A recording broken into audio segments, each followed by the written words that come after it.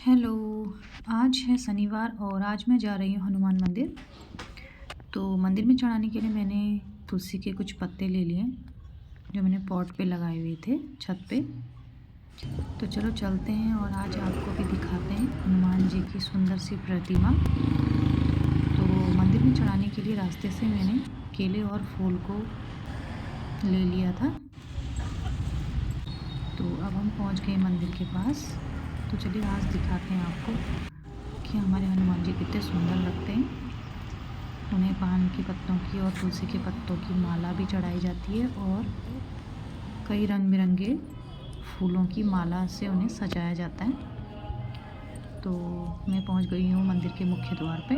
तो चलो चलते हैं, आपको दिखाते हैं और आप भी दर्शन कीजिए हनुमान जी के।